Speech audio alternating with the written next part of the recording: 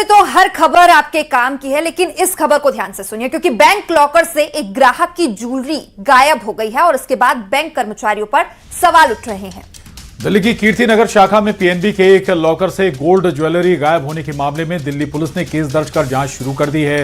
वहीं दूसरी तरफ जैसे ही लॉकर से सोना गायब होने की खबर फैली, बैंक के ग्राहकों के बीच खलबली मच गई और बड़ी संख्या में लॉकर होल्डर अपनी कीमती चीजें चेक करने शाखा पर पहुंच गए। ग्राहक बैंक की लॉकर सिक्योरिटी पर भी अब सवाल उठा रहे हैं। एक दिन पहले दिल्ली में पीएनबी की कीर्ति नगर ब्रांच के एक लॉकर से सोने के गहने गायब होने का मामला सामने आया था। आरोप लगा है कि लॉकर होल्डर ने जब अपनी सास के साथ बैंक लॉकर से ज्वेलरी निकालने वो पहुंची और बैंक स्टाफ के साथ तय प्रोसेस से लॉकर खोला गया तो उसमें गहने नहीं थे। बैंक लॉकर से ज्वेलरी गायब होने से हड़कंप मच गया। पीड़ित के परिवार वालों ने हंगामा शुरू कर दिया। मामले की जानकारी पुलिस को दी गई और मौके पर पहुंची कीर्ति नगर पुलिस की शुरुआती जांच में न तो लॉकर तोड़े जाने के निशान मिले हैं और न ही लॉकर को जबरदस्ती खोलने के निशान मिले हैं और इसकी वजह से लॉकर से गहने गायब होने का जो रहस्य है वो गहरा गया है। फिलहाल पुलिस ने केस दर्ज कर मामले की जांच शुरू कर दी है। समझ नहीं आ रहा कितने लोग इन्वॉल्व हैं। ब्रांच ऑफिसर नहीं है, लॉकर वाला 2 महीने पहले चेंज हुआ है। बेवकूफ बना रहे हैं। जो दूसरी लड़की है वो कह रही है मैं 1 साल से ही हूँ। इसका मतलब उससे भी पहले से कोई था जो कि अभी नहीं है, या जो भी किसने मिलके कॉन्स्पिरेसी की है, we don't know. But the only thing we know is कि हमारा जितना भी गोल्ड रखा था वो सारा चला गया। इनका कुछ 35 तोले था, मेरी जेठानी का थोड़ा ज्यादा था। मध्य प्रदेश क्रिकेट एसोसिएशन के अध्यक्ष महान आर्यमन सिंधिया ने दिल्ली में चल रही एआई इम्पैक्ट समिट में हिस्सा लेने के बाद कहा कि भारत को 2047 तक विकसित बनाने में एआई की बड़ी भूमिका है। वहीं शिक्षा के क्षेत्र में एआई टीचर हो सकते हैं। महान आर्यमन ने कहा कि एआई ने युवाओं को बहुत आजादी दी है। पर बात करने के लिए मेरे साथ महान आर्यमन सिंधिया। सिंधिया साहब, आप युवा हैं, आपकी 2 एआई कंपनीज चल रही हैं, आपने यहाँ पे अपना विचार रखा। भारत 2047 तक प्रधानमंत्री का सपना है कि विकसित हो, तो इसमें एआई कैसे मदद करेगा युवाओं की? मुझे लगता है इसमें एआई का एक बहुत बड़ा भाग है अपने देश को विकसित करने के लिए। अगर आप एजुकेशन में देखें, शिक्षा में देखें, एआई का बहुत बड़ा लाभ हो सकता है, क्योंकि आप एक यूनिवर्सल नॉलेज बेस बना सकते हैं हर एक छात्र के लिए। अब कभी कभी लोगों को लगता है एक टीचर बेहतर है, एक टीचर अच्छी नहीं है, तो अब एआई से सब टीचर सेम लेवल पे आ जाएंगे, क्योंकि आपके एआई ट्यूटर्स बन जाएंगे, राइट। दूसरी बात है, अगर आप एआई प्रोडक्ट्स के बारे में बात करें, हमारी देश में जो पूरा इकोसिस्टम बहुत तगड़ा है। अगर आप मोबाइल फ़ोन पेनिट्रेशन देखें, इंटरनेट कनेक्टिविटी देखें, ये 2 चीज़ें हैं जो एआई के लिए बहुत महत्वपूर्ण हैं। इंडियंस ऑलरेडी कर रहे हैं। आप गूगल को देखिए, माइक्रोसॉफ्ट को देखिए, ये सारे बड़ी कंपनीज़ में सीईओज कौन हैं? इंडियंस हैं। अगर आप स्टार्टअप्स को देखिए, 30% इसमें कौन से लोग, कहाँ से आए हैं लोग? डेवलपर्स इंडिया से आए हैं। तो we are already leading it. Point ये है कि हम कहाँ से लीड कर रहे हैं? हम विदेश से लीड कर रहे हैं किसी और के कंपनी में, क्या हम इंडिया से? वित्त मंत्री जगदीश देवड़ा ने विधानसभा में 4,38,000 करोड़ रुपए से ज्यादा का बजट आज पेश किया।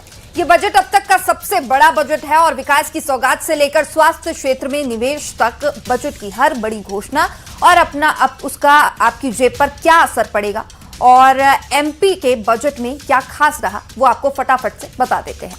उसके बाद बात होगी एमपी में बजट पर शुरू हुई सियासत की। बजट 2026 में मोहन सरकार ने एमपी में कोई नया टैक्स नहीं लगाया है और वहीं किसानों को सिंचाई के लिए 1 लाख सोलर पंप देने का भी बड़ा ऐलान किया गया है। साथ ही प्रदेश में 15,000 शिक्षकों की भर्ती प्रस्तावित है। इसके अलावा पुलिस विभाग में 22,000 भर्तियां चल रही हैं।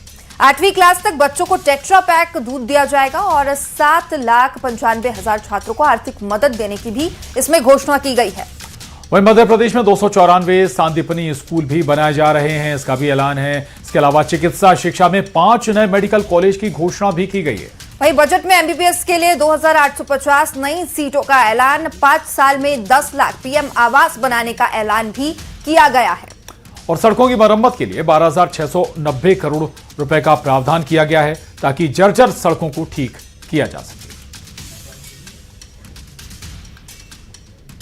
विद्युत बिल में दी जाने वाली राहत के लिए 20,000 485 करोड़, प्रधानमंत्री फसल बीमा योजना के लिए 1299 करोड़, मुख्यमंत्री किसान कल्याण योजना के लिए 5500 करोड़ तथा ब्याज मुक्त अल्पकालीन कृषि ऋण के लिए रुपये 720 करोड़ के प्रावधान प्रस्तावित है। उपभोक्ताओं को विद्युत बिल में दी जाने वाली मुझे यह अवगत कराते हुए प्रसन्नता है कि लाडली बहनों को प्रतिमाह देय राशि रुपये 1250 को बढ़ाकर 1500 किया जा चुका है।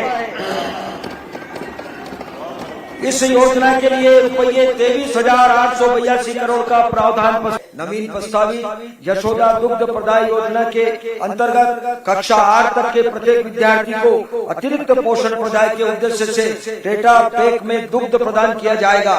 वर्ष 26-27 में इस योजना अंतर्गत 80 लाख विद्यार्थियों को दुग्ध पैकेट वितरित किए जाने का लक्ष्य है। आगामी 5 वर्षों हेतु इस योजना का आकार रुपये 6,600 करोड़ है, जिसमें से इस बजट तो देखिए, बजट को लेकर सियासत भी चरम पर देखने को मिल रही है। एक तरफ सरकार ने विधानसभा में बजट पेश किया तो दूसरी तरफ कांग्रेस विधायकों ने गुल्लक लेकर सांकेतिक प्रदर्शन किया है और सरकार पर गंभीर आरोप लगाए हैं। कांग्रेस नेताओं ने कहा कि सरकार ने खजाना खाली कर दिया है, इस बार फिर बजट में कुछ नया नहीं है।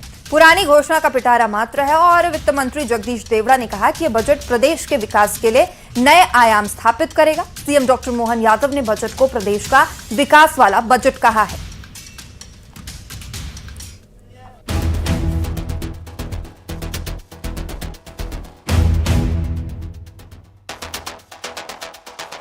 एमपी में मोहन सरकार के बजट पर सियासत शुरू हो गई है। एक तरफ सरकार ने विधानसभा में बजट पेश किया, दूसरी तरफ कांग्रेस विधायकों ने गुल्लक लेकर सांकेतिक प्रदर्शन किया और सरकार पर गंभीर आरोप लगाए। कांग्रेस नेताओं ने कहा कि सरकार ने खजाना खाली कर दिया, इस बार फिर बजट में कुछ नया नहीं है, पुरानी घोषणा का पिटारा मात्र है। बजट के बाद प्रेस कॉन्फ्रेंस में वित्त मंत्री जगदीश देवड़ा ने कहा कि ये बजट प्रदेश के विकास के लिए नए आयाम स्थापित करेगा। वहीं नेता प्रतिपक्ष उमंग सिंघार ने बजट को जनता के साथ छलावा बताया है। उमंग सिंघार ने कहा कि इस बार के बजट में युवाओं, महिलाओं और बेरोजगारों के लिए बजट में कुछ नहीं है। सरकार ने घाटे का बजट पेश किया है। उधर सीएम डॉक्टर मोहन यादव ने कहा कि ये बजट घाटे वाला नहीं बल्कि प्रदेश के विकास वाला है। सरकार प्रदेश के विकास के लिए कर्ज लेती है, कांग्रेस की तरह घोटाले करने के लिए कर्ज नहीं लिया जाता। विपक्ष ये नहीं कह रहा है कि रेवेन्यू सरप्लस है। किसी वित्तीय प्रबंधन के लिए, सरकार के बजट के लिए रेवेन्यू सरप्लस होना कैसा संकेत है उनको पता है। तो आप उनसे ये पूछो कि रेवेन्यू सरप्लस से राजस्व आधिक्य में है सरकार, इसलिए मुझे लगता है कि किसी प्रकार की कोई कमी नहीं आएगी। हमारा वित्तीय प्रबंधन बहुत ही कुशल है। पैसा ही नहीं है, आप कर्ज ले रहे हो, तो आपने इतनी सारी योजनाएं फिर किस आधार पे आपने घोषणाएं कर दी और पुराने आंकड़ों को गिनाया जा रहा। अधिकतर प्रदेश आपने देखा जिस प्रकार से बिजली कंपनियों को दिया जा रहा, उनको रियायतें सुविधाएं दी जा रही, लेकिन प्रदेश में बिजली दरें कम कब होगी? सरकार बता, एक तरफ आप सोलर की बात करते हो, नवकुंडी की बात करते हो कि हमारा इतना उत्पादन हो गया, हम दूसरे राज्यों को दे रहे हो, तो प्रदेश में बिजली सस्ती क्यों नहीं? हमारा बजट पिछले बार 4,21,000 करोड़ का था, इस वर्ष 4,38,300 करोड़ से ऊपर का है। लेकिन हमारे द्वारा जो वित्त की लिमिट है, मात्र 72,000 करोड़ का कर्जा लिया था और 72,000 के कर्जे के आधार पर भी हमने अपने उस क्रम के आधार पर जो 4,21,000 करोड़ का हमारा पिछला बजट था, अब बताइए जो वो पूरा कर्जा बता रहा है वो 1 साल का नहीं है, वो जब से मध्य प्रदेश बना 1956 से तब से चली आने वाली परंपरा है। फिलहाल एमपी में बजट को लेकर बयानों का शोर भारी है। सरकार का दावा है कि बजट हर वर्ग के हित में है, तो वहीं विपक्ष का आरोप है कि बजट में कुछ भी नहीं है। Bureau report, news 18।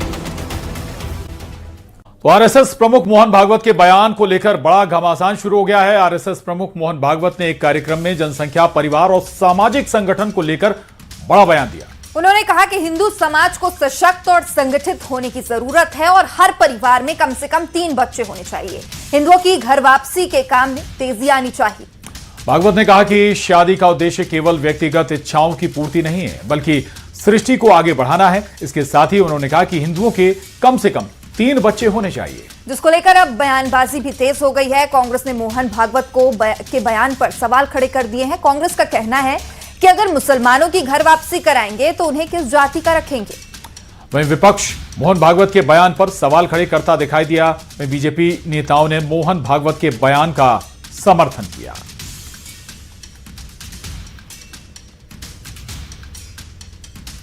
हिंदू नहीं है, मुसलमान अगर वापस आएगा किस जाति में आएगा, कौन सी जात स्वीकार करेगी। ब्राह्मण कहे दूर चलो, ठाकुर कहे हमारे गोद से नहीं मिलता। कोई जाति नहीं, तो यहाँ कोई हिंदू नहीं है, सब जाति में है। किस जाति में लेंगे ये बताएं। मोहन भागवत जी बताएं कि एक खुद वो हिंदू हैं, वो तो ब्राह्मण है, तो पहले ब्राह्मण है बाद में हिंदू कह सकते हैं। तो मुसलमानों के घर वापसी होगी तो किस जाति में स्वागत होगा, कौन सी जाति उनसे स्वागत शादी विवाह करेगी। देखिए यही कहा, यहाँ कोई आयातित थोड़ी है। आप देखें हिंदू धर्म का ना कोई अति है, ना अंत है, ना कोई प्रारंभ है। हजारों हजार वर्ष पुराना है। अब इस्लाम को आप देखें तो 1400-1500 वर्ष पुराना है। आप देखें अगर क्रिश्चियनिटी को तो वो भी करीब 2100-2200 वर्ष पुराना है। तो जो हिंदू धर्म